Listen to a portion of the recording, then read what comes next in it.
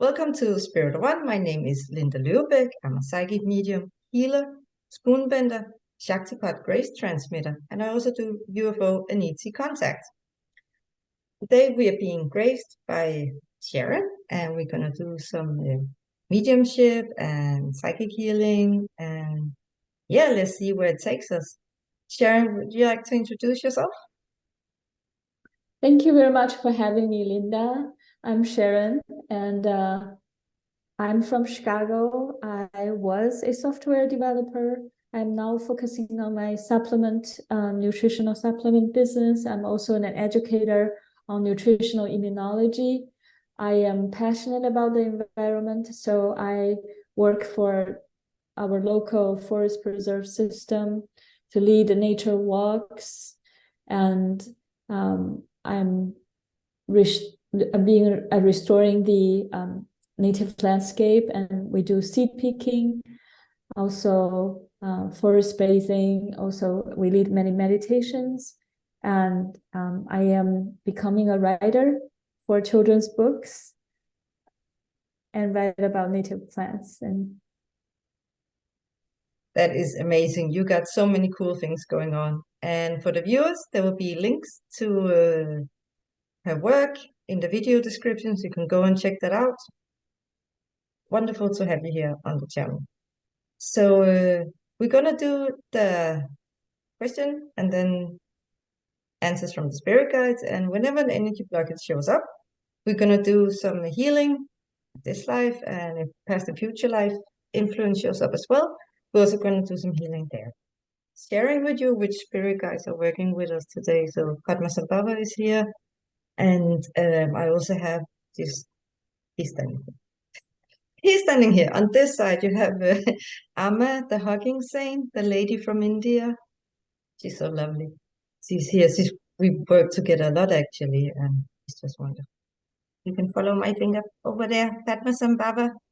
That is Tibet Buddha, the Tibetan Buddha. yeah.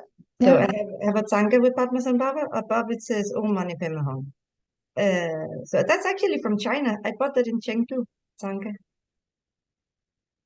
That's wonderful. I'm saying Om Mani Padme Hum now. Some beings called the Paramatma. They're here as well. They uphold creation. So they're not source per se because they do have definition. They are created themselves, but they uphold creation. So I just asked the Paramatma to sort of stay a bit behind, or stand a bit further away. That's okay. That's okay. So we have Padmasambhava, Amma, and then the Paramatma, the group of Paramatmas, they're so standing sort of a bit further behind.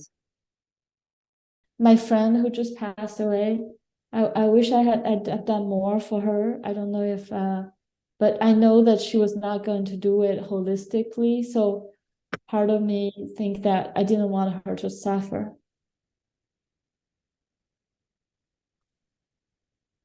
So Yeah. I hope she's in a good place. We can start with her. Absolutely.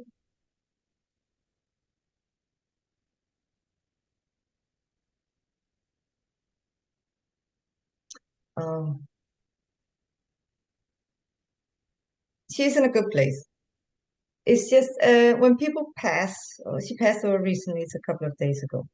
When we pass over, it's quite typical that the soul is not reachable because they're in a transition phase. So it's best not to knock on the door, kind of things, like to not to disturb them. Oh, But I agree with that. So don't disturb her. Thank you for no, saying that. I love yeah, her dearly. Yeah, exactly. And she knows, but there is a message to you from her right now, and that is she sends this very strong love to you. So if you can receive this energy, this is from her. Thank you, Linda. Mm.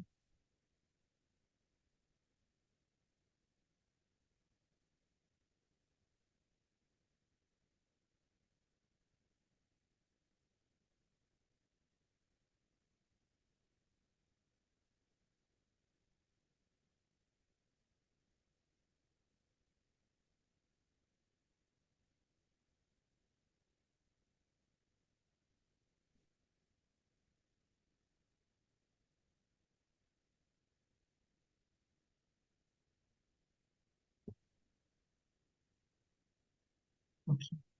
So without disturbing her too much, wanted to ask her like when would be a good time to for us to have a mediated conversation with her. Like give it a couple of weeks, maybe a couple of months, 1, 2 months or I something. almost saw her like rebirth or something. She's so happy. I felt It, her happy energy. she is in a really good place. Yeah, It's yeah, yeah. wonderful. So she's not that talkative. She doesn't say much around. I mean, she's aware, she's here and like aware, but she's not expressing much. She's just very calm. So very bliss, yeah, very calm, very Yeah, peaceful. let's not disturb her. I send her love. Yeah, I felt her energy just now. Very calm, just like, yeah, very happy, very healthy her. Yeah, So and let's send she her a lot of love. That's what my teacher told me. Send her with tremendous amount of pink light. And yeah, and she feels your love. thank you. So I hope that can give you some peace. Yes. She said, "I'll be back another time," and then she turned around. Did she wear? I saw her wear like a skirt or a dress that goes down to the knees. Did she usually wear that? Yeah, she's not very talkative, like you said. She's very. I saw her in the winter time, but yeah, maybe she was in the hospital a lot. Right. It's just it was just interesting the clothes she was wearing now. Maybe that would have meaning because they show up dressed as they want. So maybe she just wanted to look feminine. But I just saw when she said catch you later, she was I saw the bottom half of her as she turned around, and it looked like she was wearing either a dress that went down to the knees or a skirt that went down to the knees. Um, she was just wearing. I thought that was an interesting detail. Maybe you recognize her way of dressing, but that's what she's wearing. Very feminine, very comfortable. She's not wearing hospital clothes. She's, you know, It she's just tells me that she transitioned into a beautiful place. She's happy. yeah, she's happy Yeah. exactly like. And when she turned, there was like a twirl. There was like a little twirl in the skirt. Oh, Oh, her yeah. energy is so strong here. Feel this. Feel this.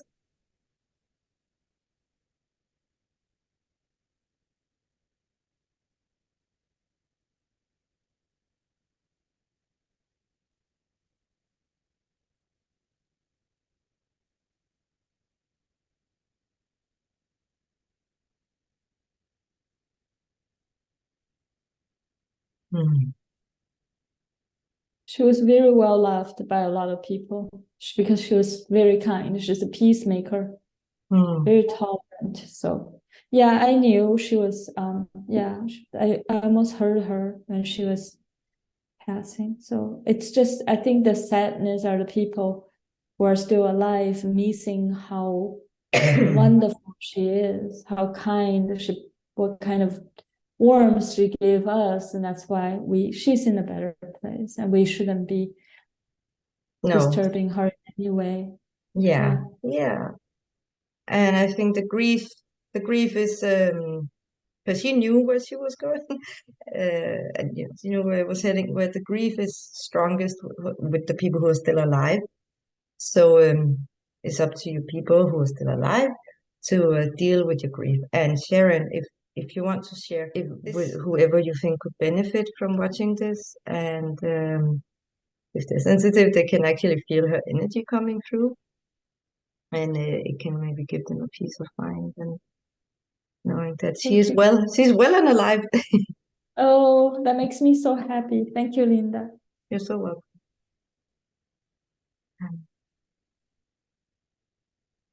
Yeah. Mm, okay. She is quite curious what we're doing. So she's still here, but she's not so she's just like observing. So she thinks it's interesting. I think we should let her go. I don't want to disturb her because she's got that's the thing. She's not leaving. She's not going to go. But I don't.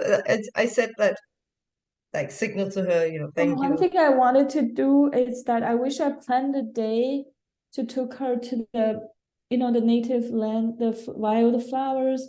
But I was also worried about her condition, so I didn't do that for her. But I wanted, whenever I see flowers and sunrise, I wish she could see it too.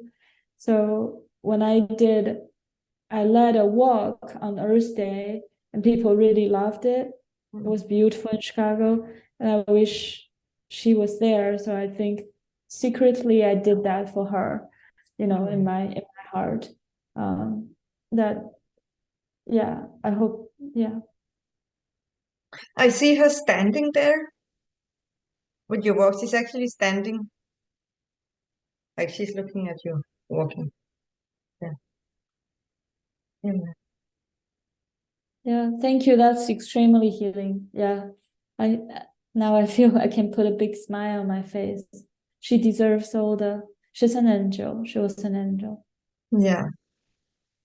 I think we should always celebrate when people pass over. I think it's a time of celebration because we go back into the light. And Sharon, I had a near-death experience once. I have been in the light, and I tell you, it is the most beautiful, pristine, most. It feels soft. It has a texture. If you take butter, cook like butter for bread, butter, and put it in a pot, you melt the butter like melted butter. So like it has this warm, soft texture. So if you imagine melted butter on your skin, the softness, Yeah. and then a soft, bright light. It's not like sharp bright, but like really soft light and this warm, buttery. That's how it feels to go into the light. Yeah. That's so nice to hear that. That's so nice to know that someone deserves finally comfort and hug and joy. She went through that. Yeah. Yeah, and we all have, including her. Oh, she's there. I can feel her. Hi, honey. Yeah. Oh, she put her hand on my shoulder. Oh, she's like, yeah. No, thank you. So Sharon, so when we transition her and you and me and everybody, when we transition, people we know, both people we know, but also people we don't know that we are related to, they are waiting for us on the other side. So it could be maybe your great great grandmother whom you've never met, but she knows who you are and she's waiting for you. So there's a whole bunch of people waiting for us on the other side. Yeah. So we have to remember when they are let go of in this life and we're waving goodbye. I'm gonna cry now, but we're waving goodbye. It's like they step through a door into the light, and there's a lot of being going, hi. Welcome. Yeah, We yeah, they welcome her. And it's the same for you, Sharon, and it's the same for me. We go through there's some transition in the dimensions, and then there are some who greets us. So that is why she is not alone. So there's many more billions of beings in the other side than there is on Earth. Like there's a lot of beings, and you can do whatever you want over there. Everything you imagine will manifest. If you're Sharon, when you are on the other side and you say you want to be a basketball player, then a basketball court will show up and players you can play with and a ball. And if you want to continue being a software engineer, you will get that provided. It will manifest. You can do that. If you want to go space travel, you go do that. So wow. yeah, so there's like, so when we call it the afterlife, we can say, well, it's where we are in between physical incarnation, but we can incarnate in many dimensions, also like non-physical dimensions. But the disincarnated realm is sort of a realm in of itself. So just tell you about where she is now and why I always happy for people when they die. Yes. So I was very happy for her. I couldn't say it in a normal word, but tears still come down. For me, I guess I lost a friend, but for her, I was happy. I was relieved. Yeah. Yeah. And remember, you didn't actually lose her. She just has a different form now. Yeah. Yeah. You don't lose her. You're still friends and you still have the love for each other. So everything is okay. So one thing we Yeah. know is that nobody ever dies. Yeah. So yeah, So this you can also share with people who know her. business account on Instagram, and I named it Go Slow on Earth. Go slow on Earth means slow travel, connecting to plants, people, and planet, but it also means longevity. So I'm combining my passion in nutritional knowledge, nutritional immunology, helping people to be well, live longer, as well as finding a purpose together in one website. And I'm just starting. Do you think Go Slow on Earth is a good name for it? The meaning of it is a very good choice.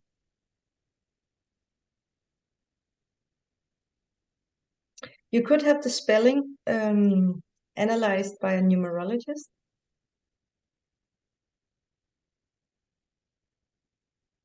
Yeah, that is what we suggest. But the message with the name is right. Thank you very much. The next question is I was a lefty when I was a child, and I was rather bullied by another child. I was the way that I had to shift to the right hand. It's not only culture, but also it was a little traumatic for a child.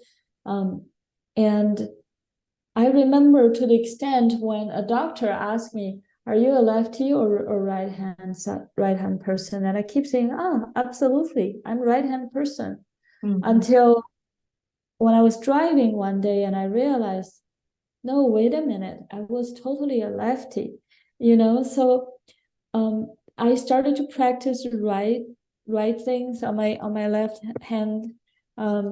Maybe 5 years ago, I started to draw on the left hand, and it's very liberating and challenging at the same time. I also love to write, and as a child, and it was highly praised, but I seem to lost a connection with it. I still love it.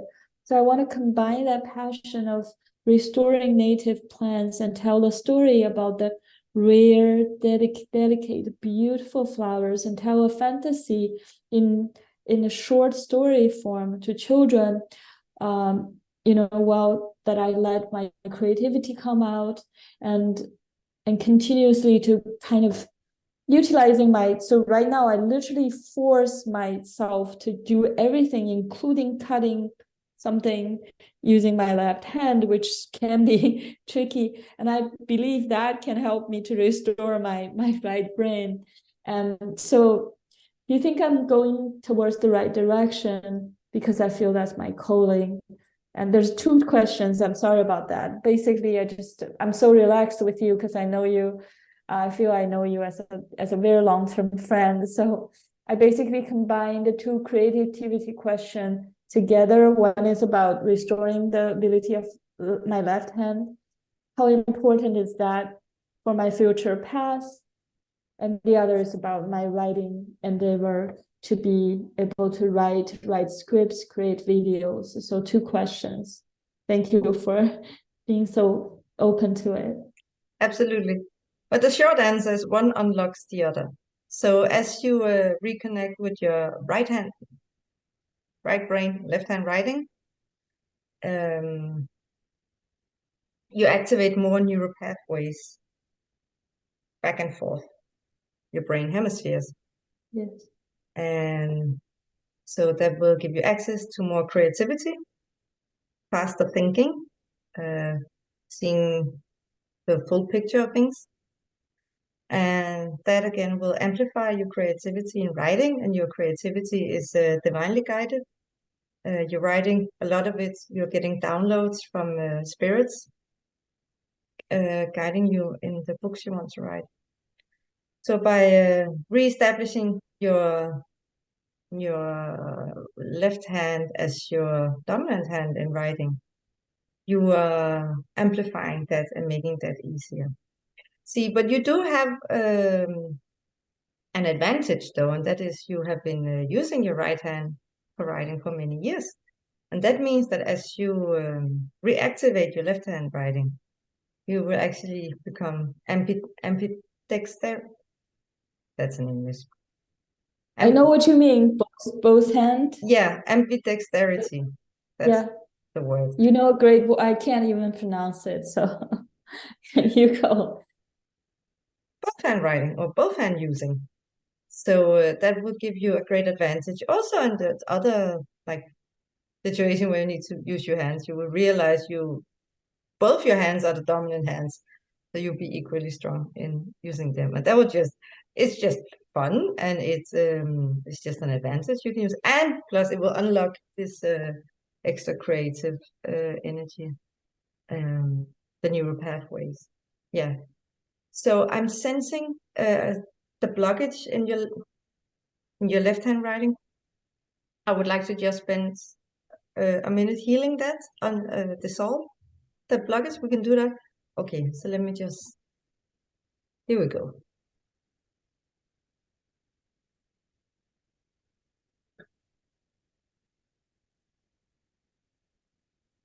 It is a resistance from your brain side, brain area. Like you were not allowed. Now you are allowed. You are allowed to write with your left.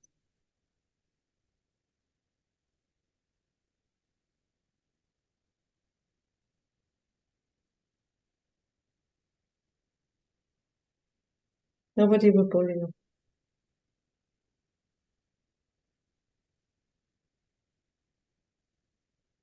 There's no pressure to write with any other hand than you. Your left hand writing is just as acceptable as right hand writing.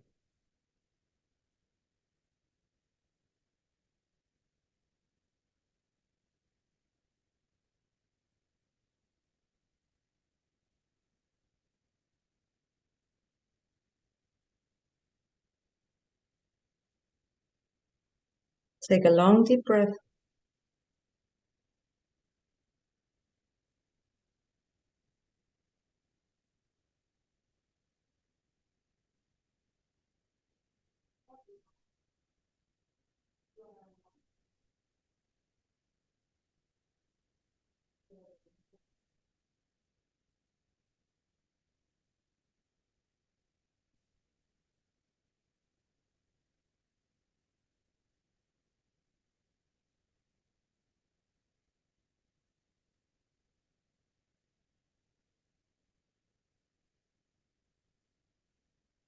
Relax your left hand.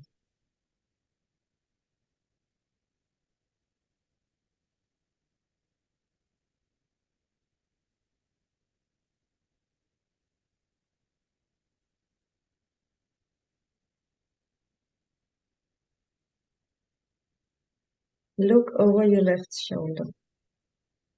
Like that.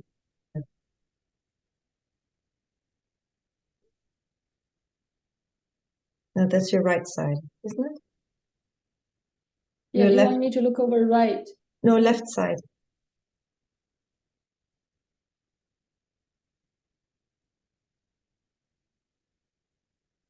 Take a long deep breath.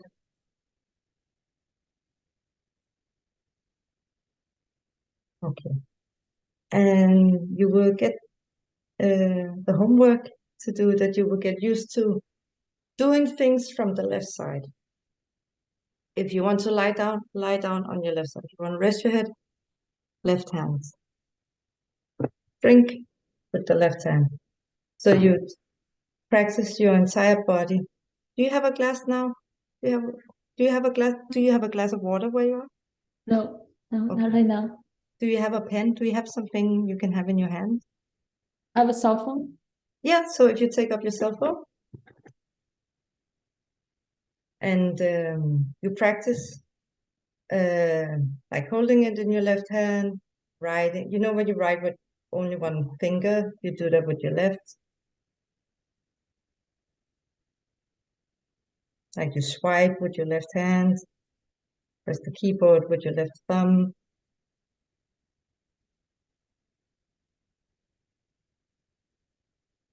This is so healing because I didn't realize until today, I've been still using my right hand for this kind of activity. Also, the resistance that you mentioned, I did constantly feel it because I want to use it, but why? There's something I couldn't describe until you identified.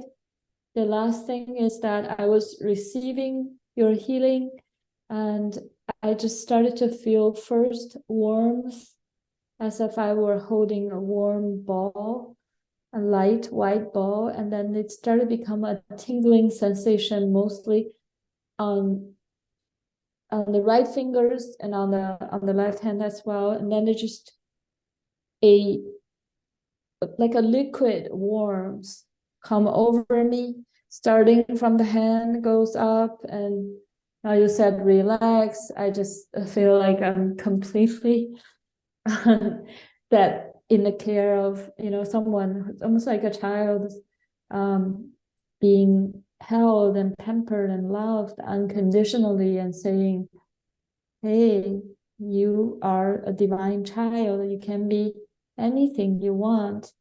That was a beautiful feeling. The last thing that I really want to say thank you is I felt I didn't want to use my right hand, and I didn't want to become, both, because I keep saying I'm lefty. Almost until today, I put a negative sadness while I'm practicing left hand. I am saying as if this old right hand journey for many years made me sad. And the first thing is I identified that today. And it's my journey. So my attitude changed as of today. It's not a bad thing that you can do both. It's not preventing you from using the left. And now I will at least begin to feel more powerful than as if why? And because I had a fear of not appreciating the right. And if I keep doing that, would I lose the right? All kinds of fear was with me all this year, and now it all surfaced.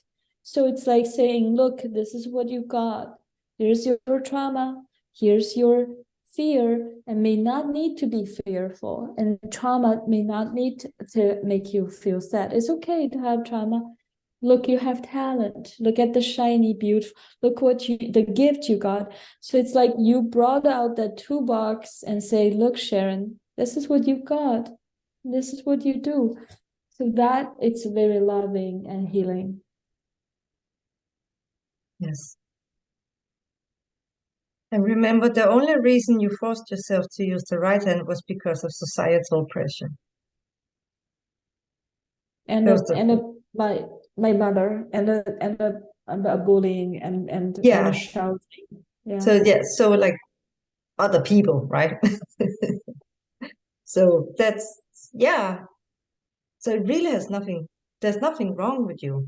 It was those other people who could not comprehend that being a lefty is just as normal as being a righty. There's one more exercise I want you to do. I noticed you have something on your right hand. Is that a arm wrist, like a wristwatch? I put two red strings Yeah. because in Chinese culture, rabbit ear, there's several zodiacs that you want to protect yourself extra during the rabbit year. So I got this just a red string to protect you. That's all. Okay. Do you sometimes wear a wristwatch? Rarely nowadays, Okay. but I have one. I have two, I think. Okay. So in this transition phase where you're you're reconnecting with being left-handed, you can take a wristwatch and wear it on your left wrist. Okay. Yeah, so you get used to looking to your left side. I would love that because I love that watch that I have, and I feel, yeah, it just makes me feel different, like something cool, like I'm still wearing a watch, and like, yeah, it's almost like I'm not a big jewelry person, but it makes me feel cool, makes me feel a piece of jewelry or something. It just, yeah, I can't wait to find that. Yeah, I got get that watch and Yeah. wear it now. Yeah, and put it on your left arm so you practice the right side of the brain, that movement. Yep, I'm using my left hand for scrolling the screen and Yeah, yeah. to practice it. Okay. It's a very peaceful energy. No. It Uh, is. you look so Very happy. loving. Yeah, oh, you look so Oh, happy. thanks. Uh, I love to create movies, short movies, write short stories.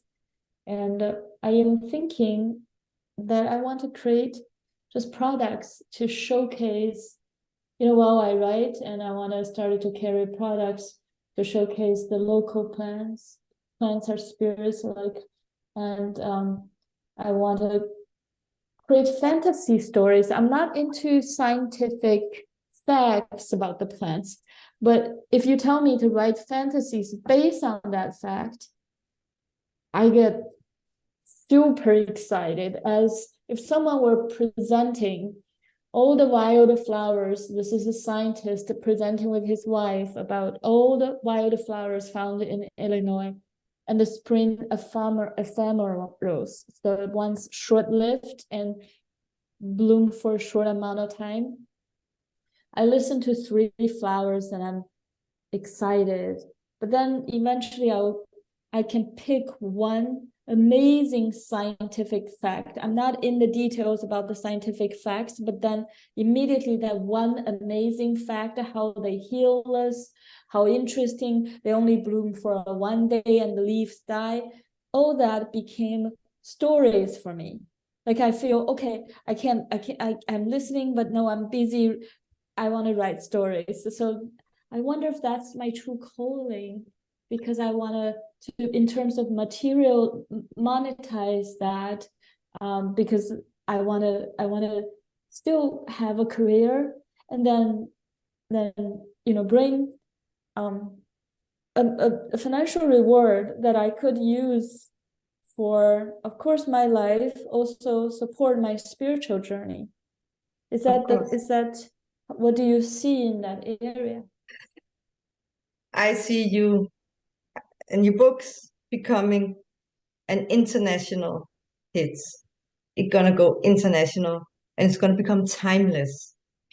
Children are gonna read your books, and also adults, both children and adults, because the stories they are explained almost like a fairy tale. There's magic in it. There's poetry in it. It comes alive, and it's kind of written for children, but adults enjoy much as well. And people are going to be reading your books many hundreds of years into the future.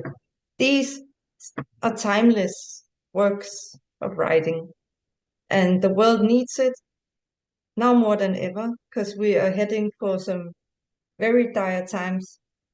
Yeah, look at the state of the world. And so all humans need to reconnect with plants and nature, what they do, how they behave, are they safe, all these things. And Sharon, your books are gonna be, I see there will be a time they're the most downloaded books. It will be like top hit number one. Be the most download because this is what people needed and people want it and people enjoy it. Okay, so make sure you charge a decent price. And the reason I'm saying that is I'm not talking about being greedy. I'm talking about make sure you get paid for your work, because a lot of people are going to buy it, and this will be your stream of income. There's 8 billion people on this planet. Everybody's going to love it. It's going to be timeless. Like Hans Christian Andersen, right? You know, I went to Denmark because of Hans Christian Andersen, and I have found the memories of Copenhagen, and I literally just feel my chest start to fill up, and the tears is here because I loved Hans Christian Andersen, and I remember asking in Copenhagen, what do I do? Like, if I go to Tivoli, what do I do? And one lady in library, she said, do the flying suitcase. I love it, I love it, and I love it.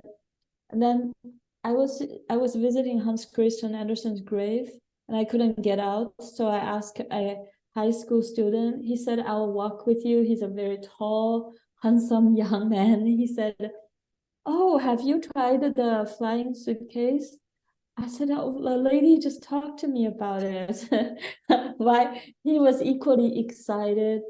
So I was imagining something, my gosh, it's going to be gorgeous. And I went there and I write on it, and I said, wow, I was very touched because you were writing it and the story goes with you. And it's a very, I've listened to that story in Chinese many times, but how people in Denmark, that they are connected to this kind of very earthy and true authentic happiness.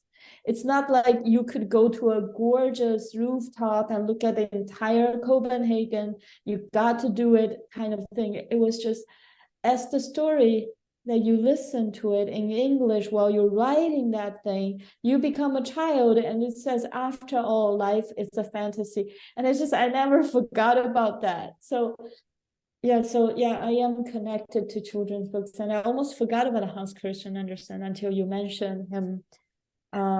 He's always makes me feel tearful, and Copenhagen makes me feel I tearful. remember I went with you the day you were visiting his we went together to visit his hometown, and we went to his house, and we still have some great pictures from that day. And I also Yeah. want to tell you that Hans Christian Andersen is available for you as a spirit guide if you want assistance in writing your books. Wow, Linda, thank you. He is I'm here and speechless. has announced himself that contact him mentally and he will be there.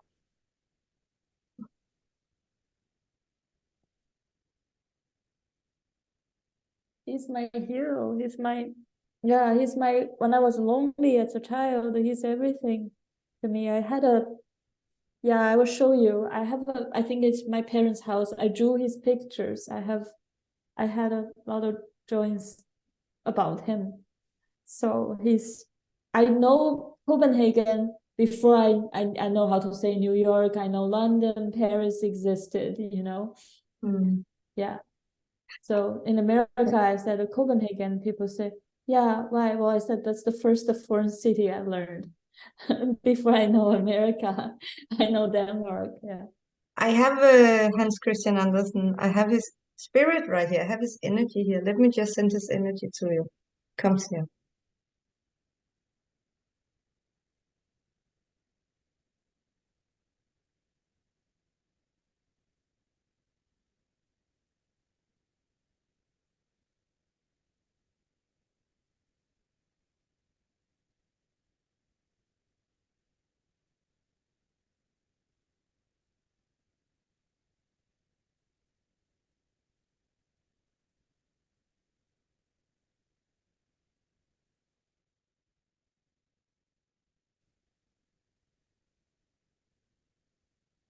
Hmm.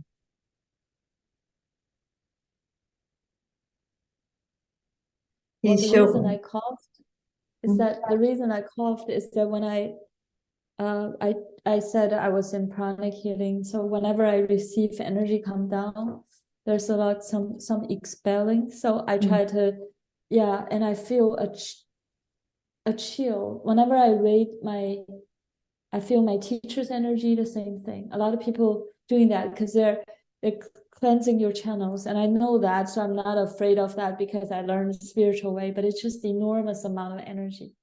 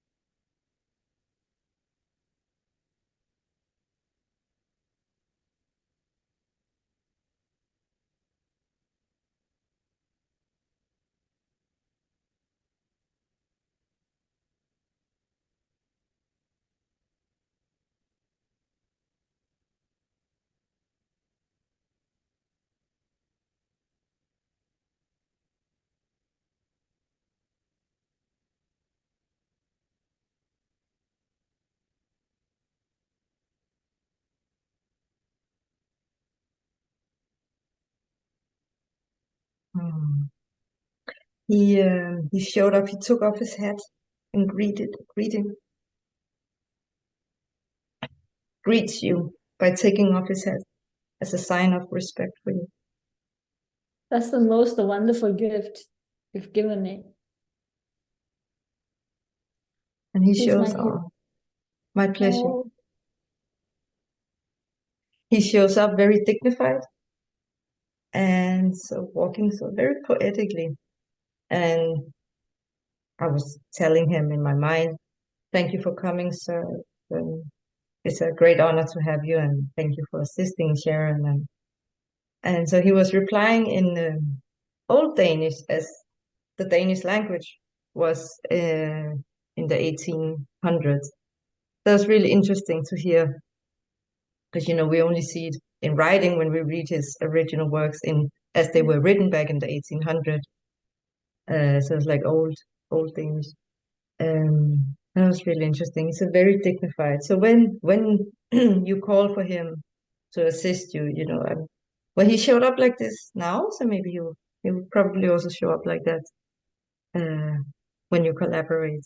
But just be open to him and to his inspiration. that's wonderful, Linda. That's so wonderful. Thank you so much. You're so welcome. I have one more message to you from him. I was sending him a message that's telling him like he's like the master, and if he was seeing you as his apprentice, and he said, no, no, no, no, no. This is him saying this to you. Hans Christian Andersen telling Sharon, you are the master now, and he is your assistant.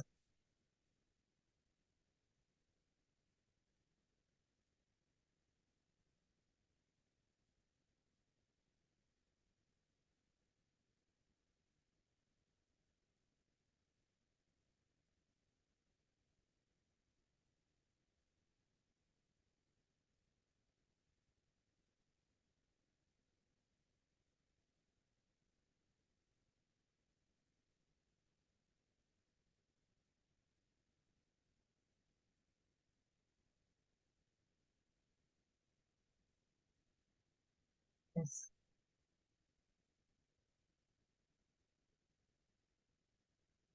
You are Yes, you are the Olympic gold medalist, and he is your coach. That's what he's showing me. I'm at loss for words, Linda. I miss you. Miss you too. Thank you. We'll meet again one day. So I have a question on location. I know where's my dream about writing and where is direction wise that I should be living as I'm free to go to anywhere in the world, or in the US or outside of US, that will be good for my career. I feel currently connected to the local plants, but the native plants restoration can work in anywhere, any city, any area. So yes, a place that is safe, that will help me with my career. And do you see any place that's for me? Thank you.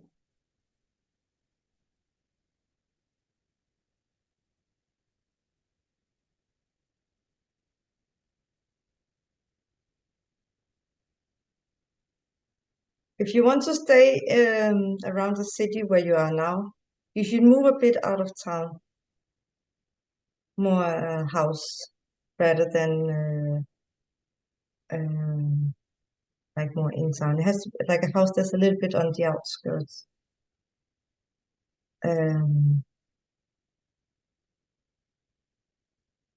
More in nature. So you live in nature. Live in nature. Yeah, and live if in I nature. was moving away from the city, do you see a place in the US that will help me with my career? And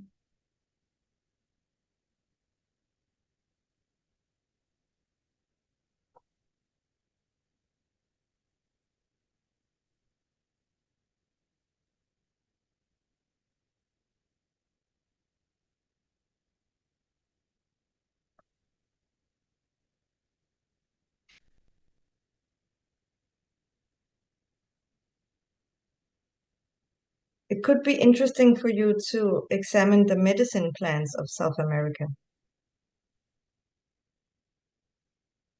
maybe also Central America. We're specifically seeing South America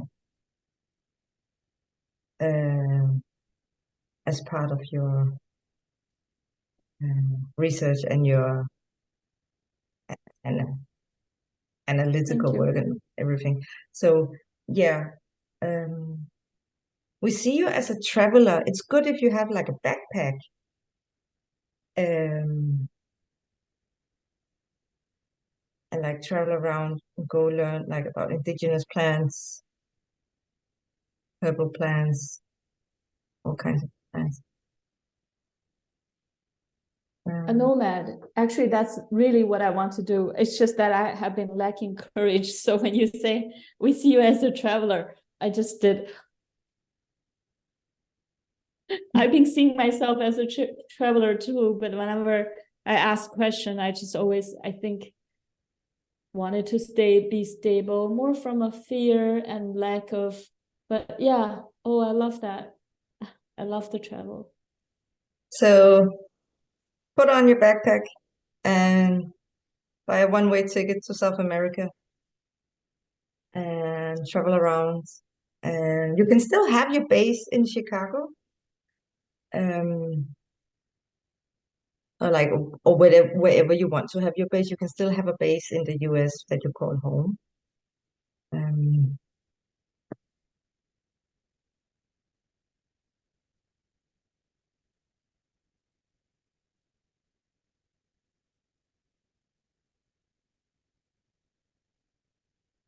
That's more for practical reason. We actually have a feeling that you're kind of finished with the city you live in. And what? We are getting the energy that you're finished with the city that you're living in. I'm finished. Yeah, like finished. So even if you kept your home or kept a home there just as a base, we're not getting that it wouldn't feel like home. It's just like practical. Yeah, I've been thinking about moving away from Illinois, although I just currently am well connected with the local plants and the people I work with. And it's easier for me because I make friends anywhere, in the world, and I've been a traveler all my life. Yes, the reason I asked is that I wanted to go to another city. Perhaps in my comfort zone is the US, but you said South America. Do you see any place in the US at all? Or... as a base? It could be a bit more southwest states. Okay, southwest. Yeah, southwest area. But what we are also seeing is that it's best that you but not best. We see when you're traveling as a nomad in South America with your backpack, you're gonna get more clarity on exactly where you want to live.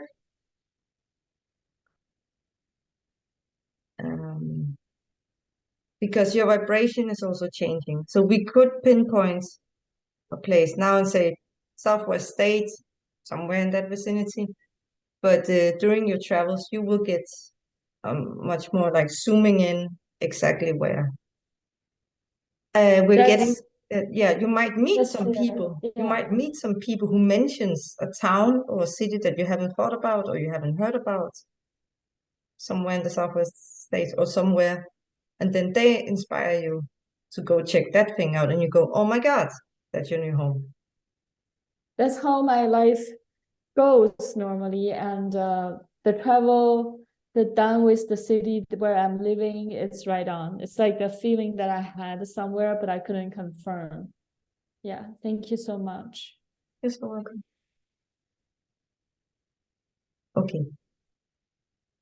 Are there any follow-up questions to that question?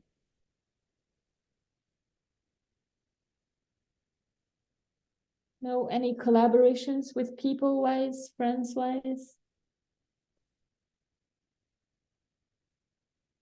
In the US, Okay.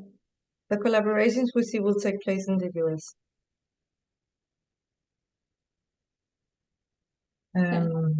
Yeah. The networks you already know?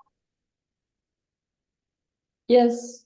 Yeah. Oh, can I ask one last question? Yeah. I am passionate about nutritional immunology, and I feel busy sometimes.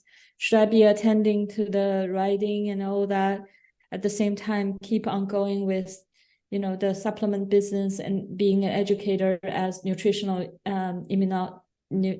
educator on nutritional immunology, which I'm currently spending a lot of time being trained and presenting. Do you see, is that a good fit for me?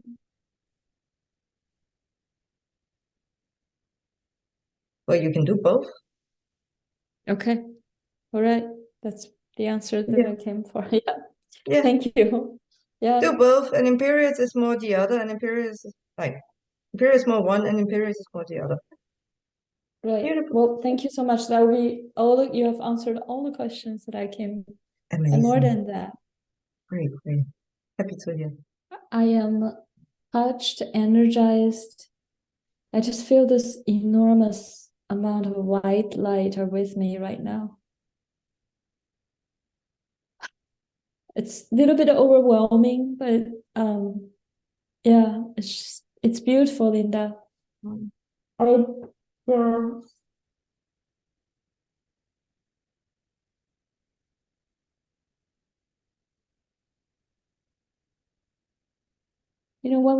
we were together, it was in spring, isn't it? It was March or April. The flowers were emerging. Yeah, I feel that energy just now.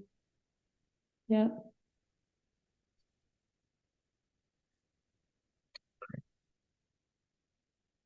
Love you.